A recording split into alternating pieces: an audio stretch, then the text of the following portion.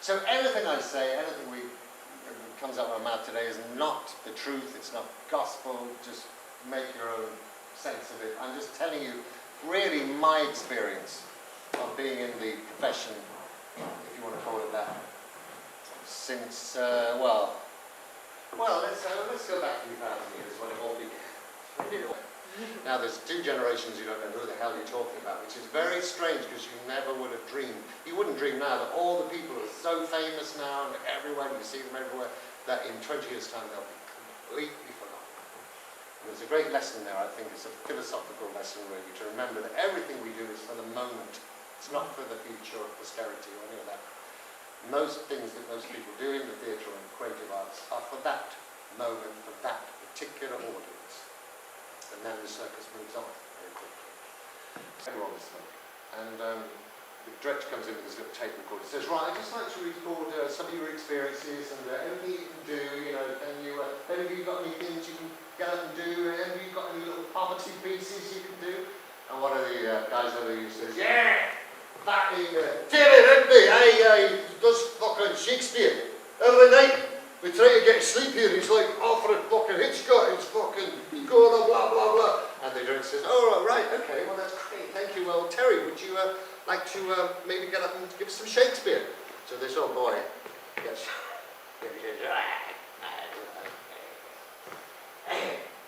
what do you want me to do? He says, well just do a bit of your Shakespeare like you do in the street, you know, when you're begging, because he would beg in the street. That's how Jeremy found him. He just stood there with his hat on the ground reciting Shakespeare. People put money in that. No. And so he says, well, give us a bit of your Shakespeare. What would you like to do? Oh yeah, he's always very rich in a fucking second, isn't he? He's always very fucking rich in a second. He says, all right, okay, right, thank you. Right, quiet. Right, Terry, why don't you do us a bit of rich in a second? And he faced the actual audience there. Ladies and gentlemen, I would like to do for you the death scene from Richard the fucking Second. Of comfort no man speak. The stock of leaves, worms, epitaphs, make dust our paper, and with rainy eyes write sorrow on the bosom of the air. Let's choose executives and talk of wills. For what can we bequeath save our deposed bodies to the ground? Our lives, our lands, and all the Bolingbrookes. Nothing can we call our own but death, and that small model of the barren earth that serves as feast and cover to our bones. Let's choose executives and talk of wills. And yet, so anyway, I can't remember the rest of the speech. But anyway, so he would do this speech, be a stunned silence from the audience. The last thing they were expecting was for this old drunk to do this beautiful Shakespeare. I mean, did it? So that you understood every word of it. And then he just gets to the end of it, and then this bloke next gets him and says, that's no fucking acting! You call that acting? That's not acting! I'm acting in real life! And the director says, all right, calm down. So tell us about your acting. He said, yeah, I acted Jack Nicholson in One Flew Over the Cuckoo's Nest. Yeah. You ever seen that film, One Flew Over the Cuckoo's Nest? Yeah, I went to the Royal Infirmary. I made them believe I was nuts. Yeah, they believed it. Nah. Yeah, that was real acting. It's all right. And the whole thing breaks out to a really fight. They're all arguing and fighting. But the amazing thing was that, actually, I could go on and on and on about that play. I did that one. You know about Sarah Kane, right? Yeah. Do you tell me you studied Sarah Kane? What do you study at once? Anyone? Blasted. Yeah, my mother's paranoid schizophrenic. So from the age of 5, that's the way I remembered it. That when I was 5, she suddenly became a monster who was absolutely, this look in her eyes was terrifying, and she would say, stop trying to kill me. I know what you're trying to do. We have to look after each other. Not try and kill each other. We're not animals, David. And then violence would come out, and then the dad would get involved. There'll be a horrible fight, and the whole, it was awful. But he said, let's do something about it. And I thought, well, which of the women am I going to get to play my mom? And he said, no, I want you to play your mom. Just go out the room, tie a jumper around your middle to act like a skirt, you know, and just come at a beat and see what happens. So I did, and what happened was that a scene broke out that was very much like the scenes that I went through in childhood, where she would suddenly lash out violently, and then would be surrounded by grown-ups, adults saying, "Why did you do that, Barbara? Why are you doing that? Leave him alone, he's just a child. Of course he's not trying to kill you. What are you talking about?" "Yes, he is. Yes, he is. I heard him. He spoke to me. God says that if you do," it's just all this stuff will come out. So I did that, and it ended up being one of the big scenes in the show. And although the character I played was mostly light relief, I was almost comedic in a way in the show. But at that point, I came out. It was the first time as an actor I thought, I've got the stage now. And the first time I felt my power as an actor on stage. It's an interesting thing. Once you commit yourself, you'll be able to affirm this, to a course of action that you know is right. Everything just magically falls into place. All the problems that come up get resolved in ways that you could never predict. But it's something about being on the right course and the right path of your life. You know it's right because everything, you feel it here as well. So with great fear I wrote a show. So I'll talk to you a bit about that, because one of the things I want to, if I'm going to be, everything I want to give to you today from my experience is that you can do it yourself. You know, you actually can create anything you want. There's no one's written a book saying how to do a one-man show, or this is the way you must do it, or how to do any kind of show. You can do whatever you want, what calls you. And I'm sure you all have stories and things you'd like to or in your imagination, your dreams. You have shows you like to do. And it's all possible. But sometimes you have to do it yourself. Because no one's going to do it for you, and that's the best thing of all, to do it yourself. And to actually say, I'm going to do this in my way, and they can all fuck off. This is how I'm going to do it. And if they don't like it, fine. But at least I'll express myself. So that was the attitude I went into doing this play. Oh, no, you must have a cab. Cabby! Driver, are you free? Would you mind please stepping down, please, and helping this gentleman with this enormous turkey? Thank you very much indeed. Now listen, boy, here we are. Give this bag of money to your mother. This is for Christmas. And tell them to buy you a pair of shoes. Yes, you really should have a pair of shoes, you know. Look, the horse has 2 pairs. You should have a pair as well. Thank you very much indeed. Oh, yes, thank you very much, sir. Here's for your trouble. Thank you for carrying it all that way. I'll have a place in order very, very soon. Thank you. Now, driver, here's the address. Yes, Camden Town, that's right. And this is for you and for your family. There you go. Now, come on. No, it's not too much. No, it is not too much at all. Have a wonderful Christmas with your friend and your family. Up you come down there. Here we are, my boy. Now, up you get. There we are. You've never been in a carriage before. Oh, you shall have a wonderful time. Up you get. Go on, that's the only way to travel, you know. There we are. There, now hang on to the strap, and then you can wave to people as you go by. Off you go. Now, driver, take it the long way, would you? Yes, the long way, through the park. That's right. And don't forget to wave and bring him home afterwards. Off you go. Merry Christmas. Off you go. Don't forget to wave. There you go. A remarkable boy. So that's that.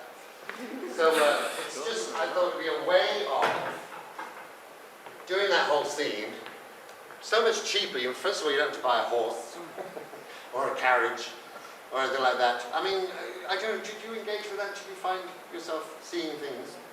Tell me about the horse. Brown horse, I guess. This is the old horse. Did you see black? Anybody else? Did you have any livery or anything? Any horse? Feathers? You know those weird ones where they have feathers on their head? Yeah. Oh, no, I saw a very elaborate carriage. Did you? What was the carriage like? Like, black, shiny, and everything was black. That's right. It was shiny and elaborate. Yes. They made it easier. They made it easier to imagine the way you move. Yes. So like, as you go across the wave, not. Yes, that's right. So that's it. Well, that pleases me very much, you see, because I'm always very interested to know what the audience saw.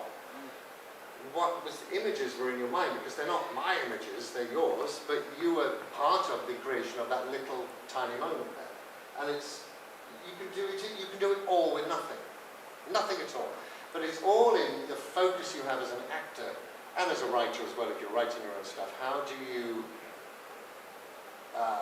you have to see it yourself very clearly. And the more clearly you see it, the more clearly the audience see it. That's all there is to it. Very simple, but to me it's profound. So I just wanted very quickly, Cole, we set a couple of... Do you do lighting at all? Do you do any lighting stuff? No, so I think it's quite useful in a way, really, to know a bit about lighting. Because it's, you know, a lot of your effects. I mean, you can work like Draper did on a completely bare stage with no lighting effects at all. Or you can throw in, you know, I've got a few basic things that I use for which I find helpful. So if you just, Mike, would you just turn the house lights off? I mean, we only program in a couple of states here, but so that's what we call general colour, which you can see. In fact, would somebody mind coming up? Would come volunteer? Yeah. What's your name? Paige. Paige. So if you just walk around the stage here. Now, there. Isn't it amazing how once you're up in that light, you're so exposed, you're actually in another dimension. I think there's something about the stage that is like another dimension. Yeah, so you clearly see, come forward to about there. Now you see she's very well illuminated on all sides, you can see. And you have the whole, you can use the whole stage, everybody can see you. So that stage then is a whole world that you can open up and fill with whatever you want. Yeah. There you are. Yes, perfect. Could you do us, Cole, the sort of medium cover, where just so we want? No, actually, thank you, Paige.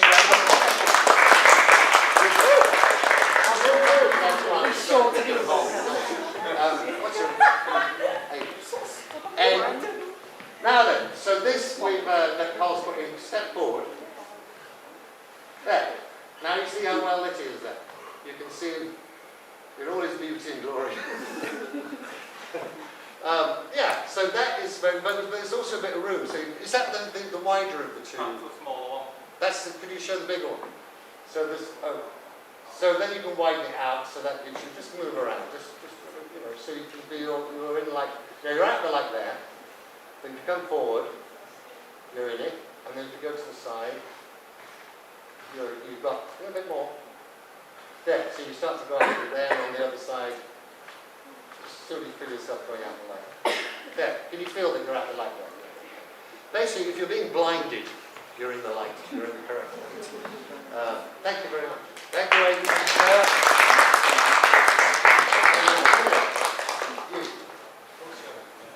That's it.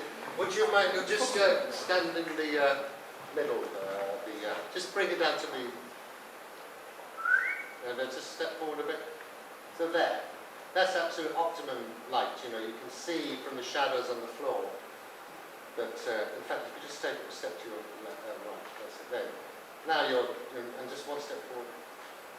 But, see, that's absolutely perfect light. You can do so much if you're addressing an audience and talking to them directly, to be in light like that. Not only does it completely focus, there's nothing else to look at really, apart from as is at the moment, but also you've got that blackness behind you, the dark curtains, so keeping the light off that helps to focus it on, it gives you this eye contrast between the person and the background. So you can really see an enormous detail. Do you feel exposed? Yeah, you are. All right, thank you very much. Thank you very much. And we have another one. Get out of my house! I don't want you here. This is my house. I say who comes and goes here. Leave me alone. Don't touch me. Leave me alone! And then suddenly there was this great crash, and she came thundering up the stairs, and the whole house shook. And I leapt away from my bedroom door, so I thought she might try and take refuge in my room, because I had a lock on the door, you see. But she didn't. She ran past the bedroom, into the bathroom, slammed the door shut, and rattled the lock after her. And then the voices started to come up the stairs. I could hear them muttering as they went by my bedroom door. And I heard them knocked on the bathroom door and said, "Come on now, Barbara. Barbara, come on, open the door. Barbara, we're not not going to hurt you. Now come on. She said, leave me alone. Go away. This is my house. And then there was this strange noise. Kind of oomph noise. It was one of the voices putting his shoulder to the bathroom door, and he went, oomph.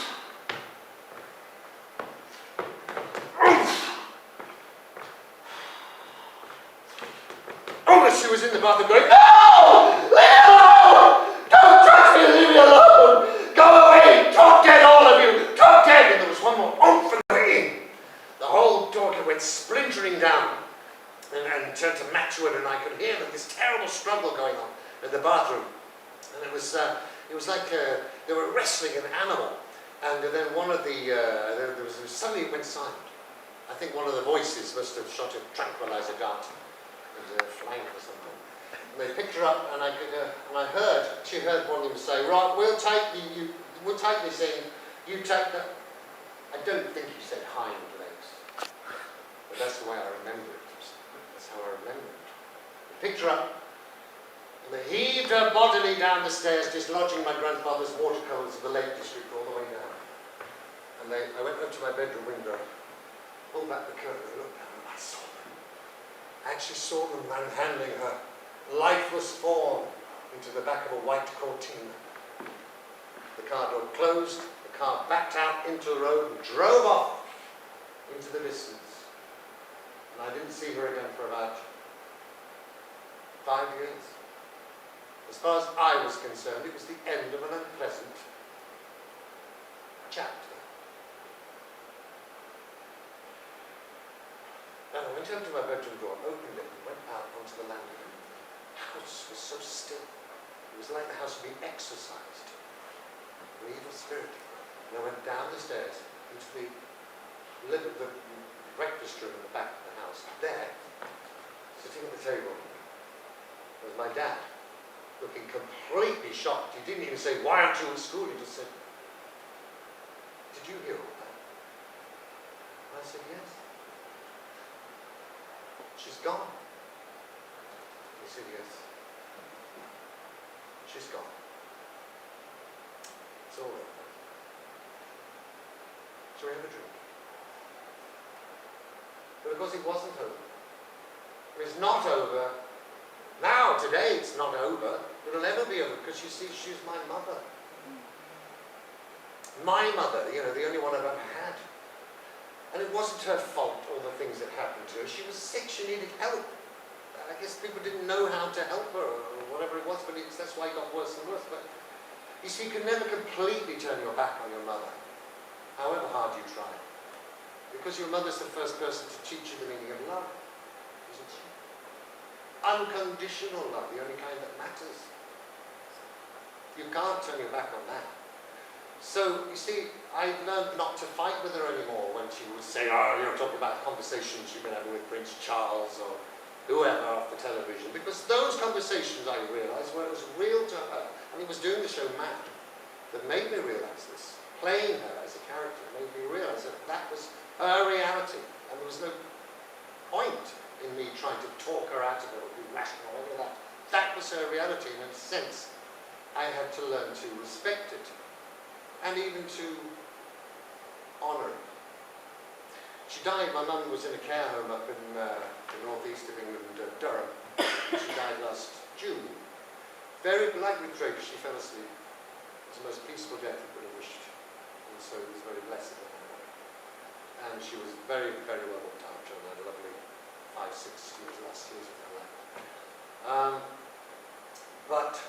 So if I ever perform this show in full again, I'll have to rethink how I'm going to end it. Because I used to end it by telling a little story, which was a true story of my mum, of her saying, talking to her cat, Dusky, Dusky, Dusky, come on, Dusky, come on.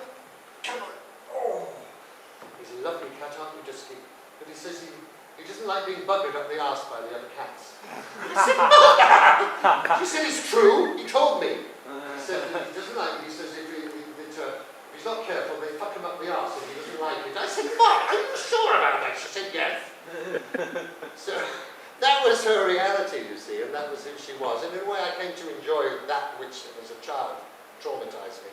I came to realise that I was her. She was a wonderful mother in her way. I can't say anything more about her except that much as I hated her as a child, I learned to love her and cherish her dearly. And God bless her. So that's the little section. Could you just bring up the general cover, please, Tom? What I just did then is a slightly rewritten in the moment section that I did in my first one-man show. And it was, again, something that was nothing whatsoever to do with Kenneth Williams, but which I wanted to hit the audience with. Because, are you right? You're right. It's not April. That's right. Because I thought, well, this is a story they won't have heard before. And we all have stories which no one's heard before, because they're our stories and we have a right to tell and to use them, if you wish, in your work, because you are the, as it were, the author of a story which only you can tell. That's your unique selling point for each one. Is to, if you feel the urge to do a one-man show ever, find what it is that what's your experience, what is it that makes you interested? Use it. Why not use it? So, yes, no, I said to him, it's outrageous. I said, I've never been so horribly treated. I told him I arrive on time and I leave on time, cheeky devil. He goes, is this our table? Yes, well, let's see. Yes, thank you very much, Sylvana. Yes, well, Russell, you sit here if you would. Jeremy, would you sit here? And Martin, if you don't mind, I'll sit here. No, well, I always sit with my back to the restaurant, you see, otherwise you get all these gawpers and autograph hunters coming over. You don't get a moment's peace. No, thank you, thank you. I say, here's the menus, and a real basket of bread, please, and lots of lovely butter.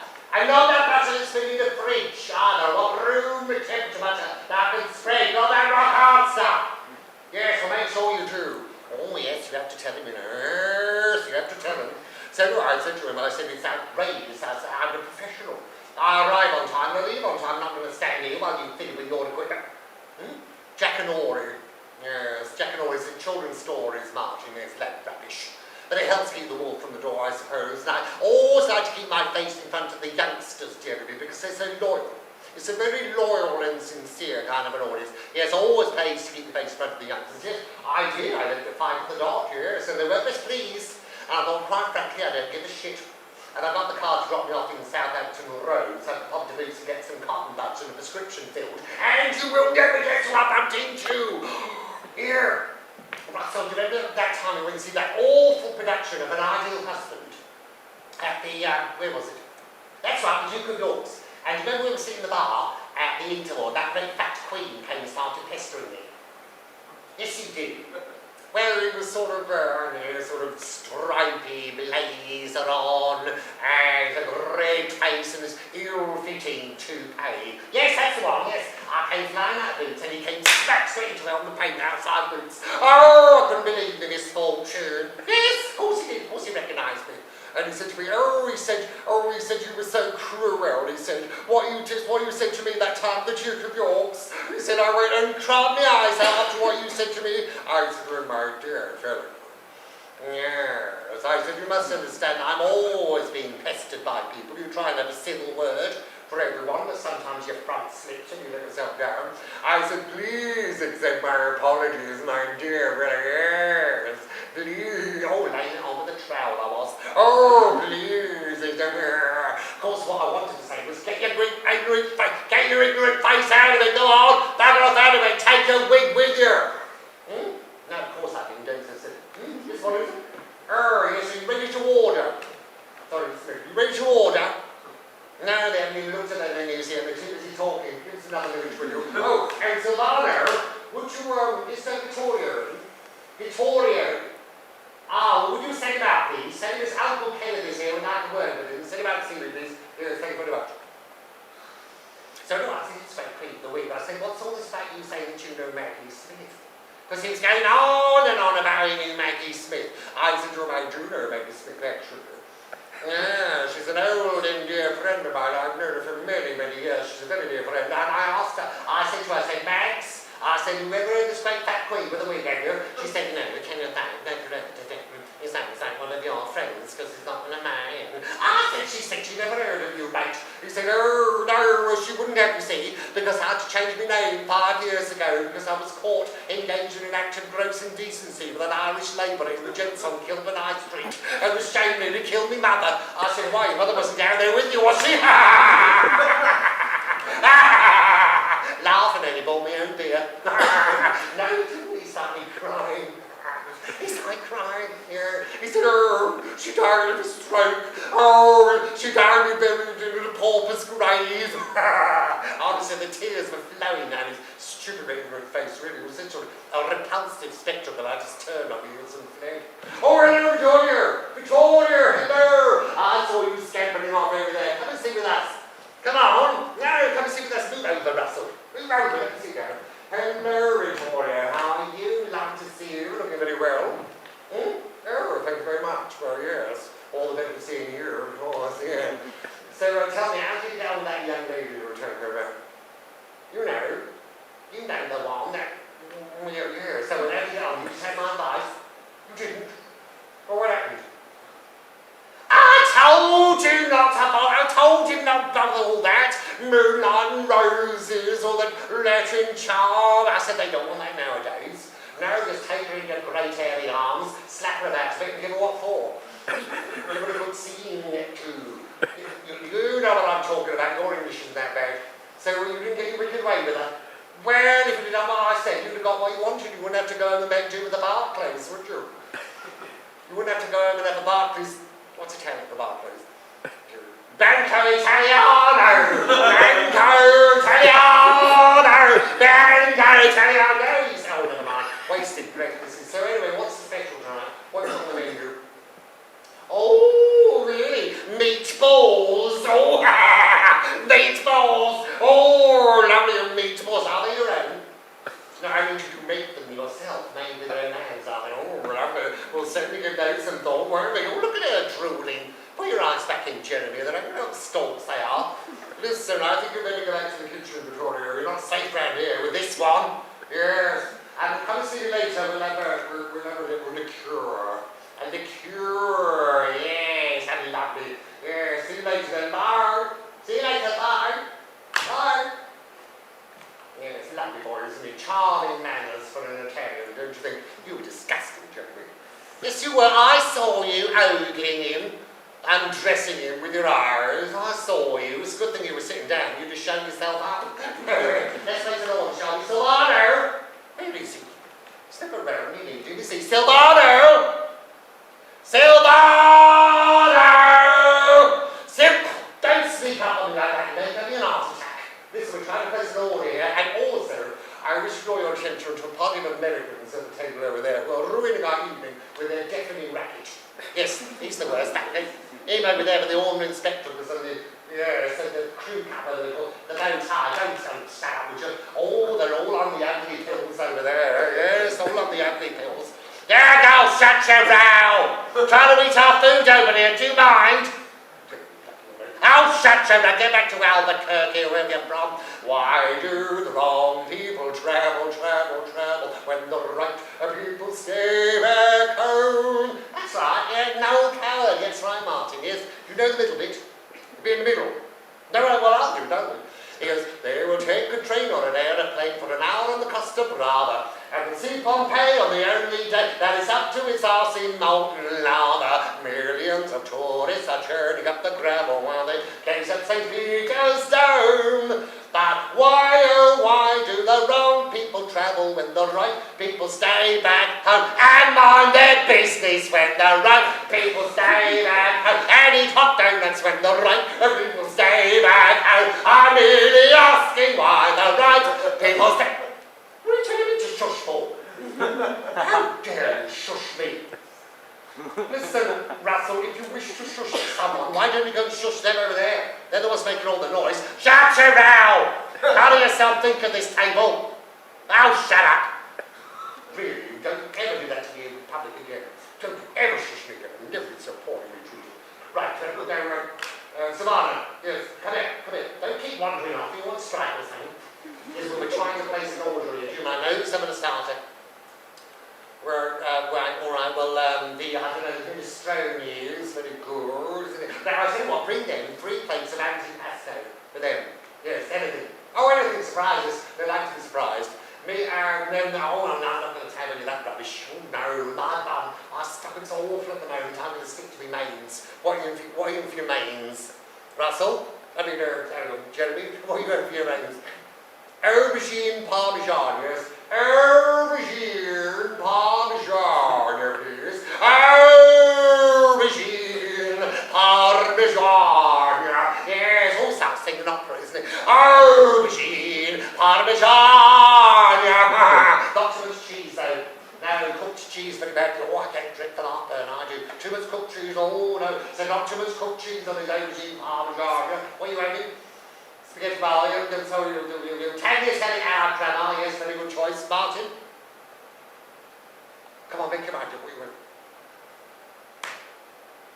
Alright, we'll give you another minute. Yes, I shall have a veal escalope, please, so it tastes nice and crunchy, and no salad, yes, with no cucumber, no tomato, and no raw onion. What are you having, Martin? What about spag bowl? Right, that seems sorted. Spag bowl. Spaghetti bolognese, yes. Now bring all the courses together, please. The main course and the hors d'oeuvres, because we are in a hurry. Bring in the tight spots, please. In fact, could you just do one of them? Could you separate them? So it's just the other one. No, the other one. The other one. That one. Yeah. So the lighting goes from dark blue, and then the spots all on the chair, and then as he storms off. What happened? Why do you laugh? Because it's got the blue light on you. Oh, I see. Sorry, right. Yeah, take it out. That's in the previous thing.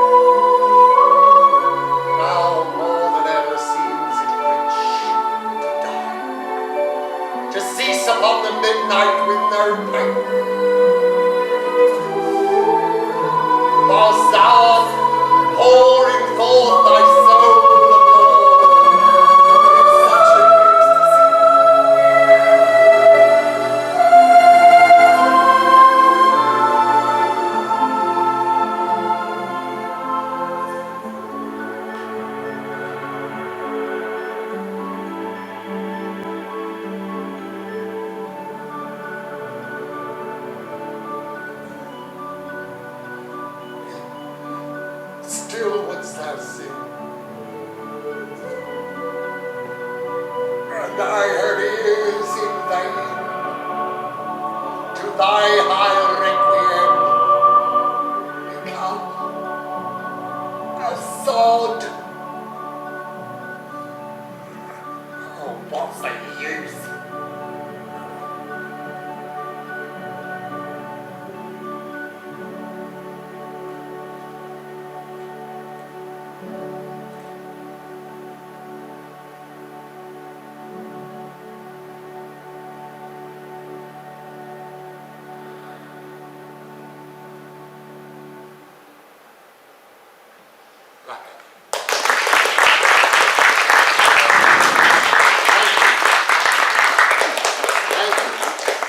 Just so you know, I mean, a lot. And so thank you very, very much for having me and for listening so attentively and for being part of it.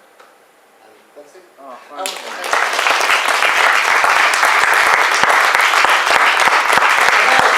Do you have any questions at all? If you anyway, we could go on and on and on, but I feel it's probably time to release you. But I'm so grateful to you all. Thank you very much. Thank you. Maybe see you again. Thank you.